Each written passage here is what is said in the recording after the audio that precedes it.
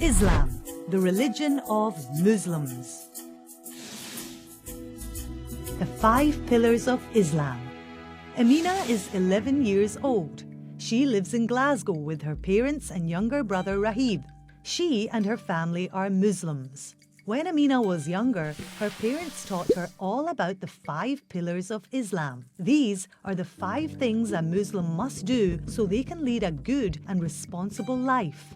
One afternoon, Amina was reading quietly in the garden of her house. Her younger brother Rahib ran into the garden with a question for Amina. "Amina, Mummy told me to ask you a question." Amina looked up from her book. "What's the question?" "What are the 5 Pillars of Islam? They're really important. They show that you are a good Muslim."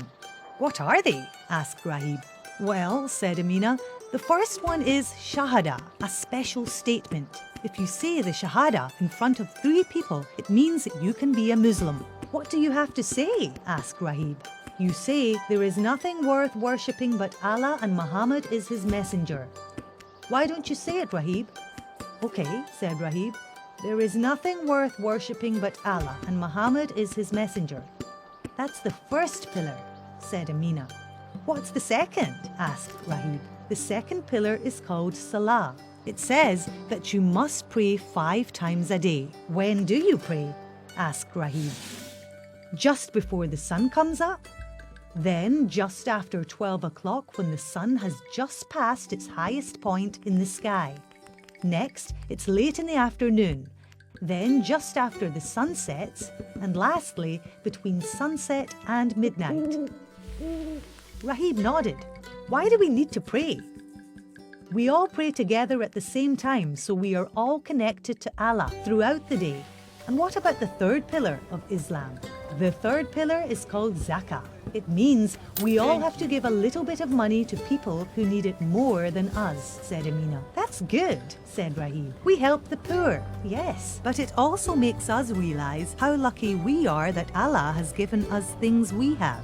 "Allah is good to us," said Rahib. "Now the 4th pillar of Islam is called Saum," said Amina. "Every year Muslims fast during the month of Ramadan to remember when Muhammad received Allah's words from the angel Gabriel." "What does fast mean?" asked Rahib. "It means we don't eat or drink during the day."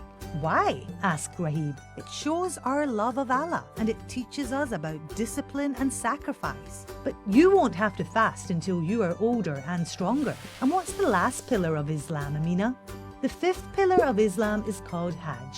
Every good Muslim must one day make a long journey to the city of Mecca, which is a very important holy place for Muslims. We go there to pray together with our fellow Muslims to show that everyone is equal in the eyes of Allah." "That sounds like a nice journey," said Rahib. "One day you'll be able to do the trip." "Will you come with me?" asked Rahib. "You'll have to wait and see," said Amina. "Now go and tell Mummy what you learned about the 5 Pillars of Islam." Rahib hurried off quickly to find his mum. Welcome to Religions of the World. Islam, the religion of Muslims. Islam is the 2nd biggest religion in the world. It began almost 1,500 years ago. The Arabic word for God is Allah, and this is what many Muslims call God. This is Amina. She is 11 years old. She lives in Glasgow with her parents and her younger brother Rahib. Amina and her family are Muslims, which means they follow the religion of Islam. Amina's family keep a copy of the Quran, the Muslim holy book, at home, and Amina loves to sit down and read it. Her dad explained that it was the word of Allah that was spoken to the Prophet Muhammad by an angel. These words were written down later by the Prophet's friends. As well as the stories and scriptures in the Quran, there are also other stories in Islam about the Prophet. Amina loves telling stories about the Prophet to her brother Rahib. One of her favorites is the Islamic story of the Prophet and the ants. One day, as the sun went down, all of the ants were returning home after a very busy day collecting food for their nest. They were looking forward to a good night's rest. Suddenly, they saw big clouds of smoke drifting closer and closer to their nest, and the air was getting hotter and hotter. There was a fire! All the ants began to run as fast as their little legs could carry them, so they could get out of the way of the fire and smoke.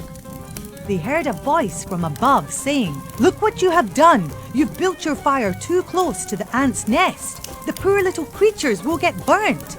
It was the voice of the prophet.